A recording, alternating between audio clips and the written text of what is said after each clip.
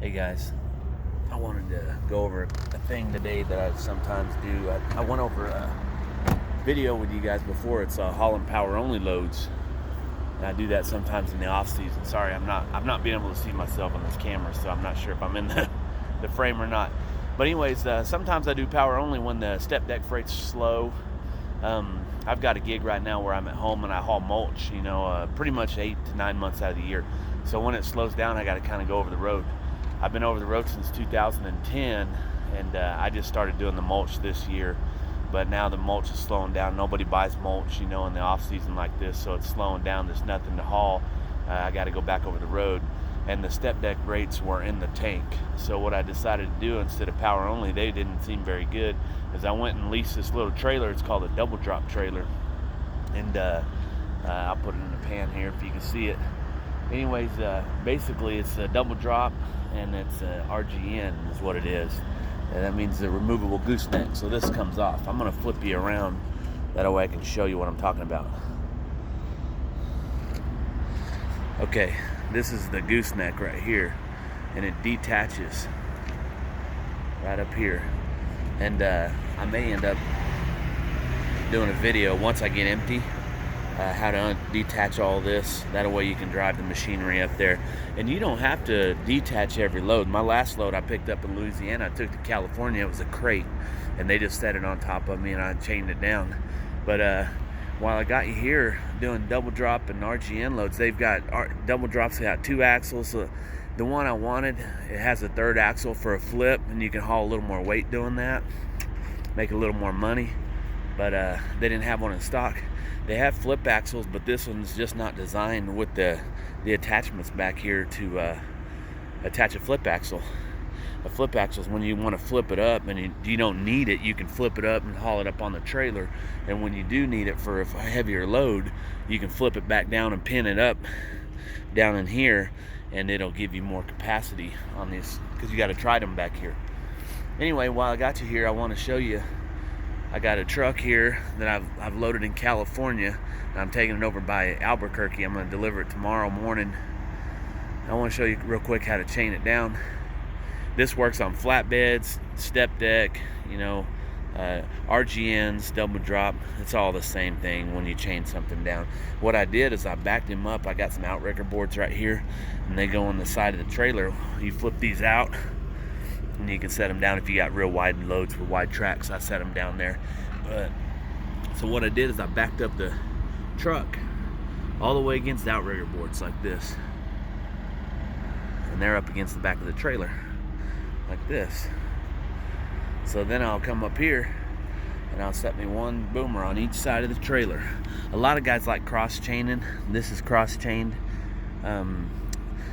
It's real tough because of the angles, the tires and everything, and I found a lug right here to hook in front of, so I'm pulling backward on the machine, whatever the machine is. It's not always going to be a semi-truck, but anyway, same with that side. And what I did, try to squeeze in here so you can see. Okay, see the spring hanger right there? I hung right to it. A lot of guys they'll go around something on the frame or something, but I don't like that, because what happens, let me show you that side, that's pulling this way. Then you come out here, hook it here, hook your boomer, ratchet that thing down, and you're good, and you're pulling back. Once you get it tightened down, you're pulling back up against this board, which is good. And then I'll come up here and I'll do the same thing. I'll pull back another set. I want them pulling back as well against that board. So what I did is I took this chain, this is leaf spring, you can see, went right around the axle, and I'm pulling back right here. Same with that side. I went around the axle, you can see the axle, and I'm pulling back. So they're all pulling back against that board. You got 4 chains pulling back, which is a lot of force. And then I just got 2 pulling forward right here. I went on the steer axle right here. Just kind of pull it forward a little bit. Give you a kind of. And same with that side there. and then you just tighten it down and it's pretty well secure. And then I had to go through a course and fold the mirrors in and do all that. Bungee strapped a few things. I looked and that fender over there is about to fall off. It was flopping around, so I bungee strapped it. Bungee strapped the airlines. This doesn't lock, so I bungee strapped it down.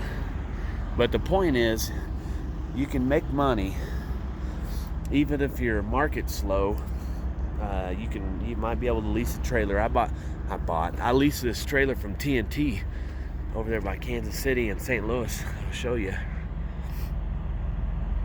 I'm set up with those guys to lease and just short-term lease trailers and make a little bit of money when the market's slow. So you gotta go with the flow and make a little bit of money. And if the step deck's slow or power only slow or dry van slow, you got opportunity to change it up and do something different, and that's what I've done. Anyway, I just wanted to share that with you guys.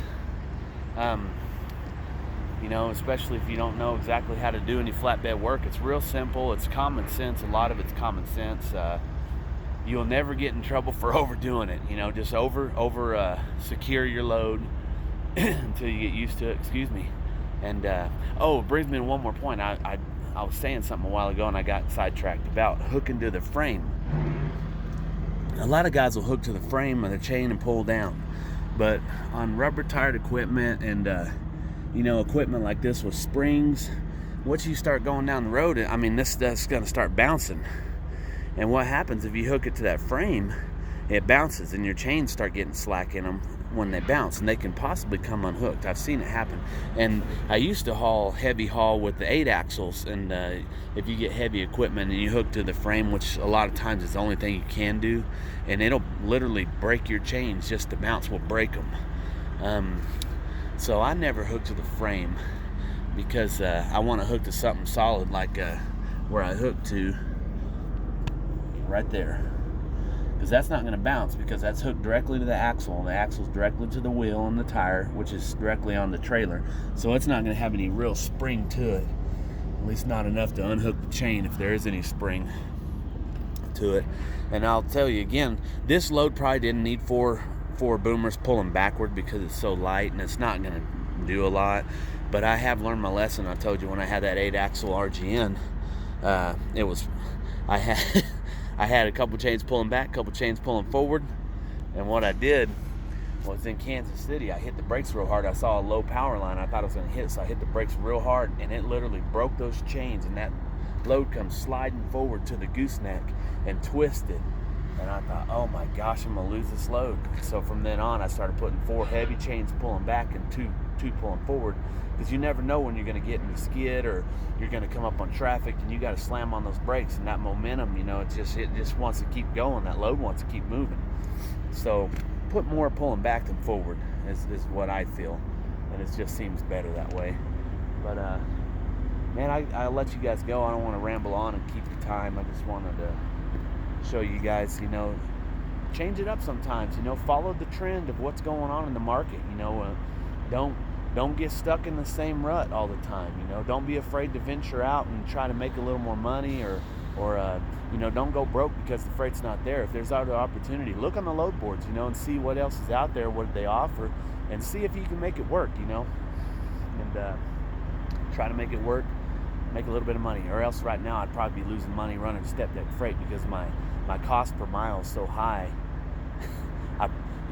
It's pretty high, but I can't haul for what a lot of people haul for, because my cost per mile is high, and it wouldn't barely pay for it, and I don't want to run 3,000 or 4,000 miles a week trying to pay the bills. So this is what I'm doing right now, and then this January, February, I'll start doing what I do with the mulch. So anyway, I hope this helps you guys out. If it does, like and subscribe. If you want to, check the other power only video out I got, and it explains a lot how to do power only and how to find the freight and what the difference is between power only and load out, and that might help some guys too. Well, like I said, like and subscribe.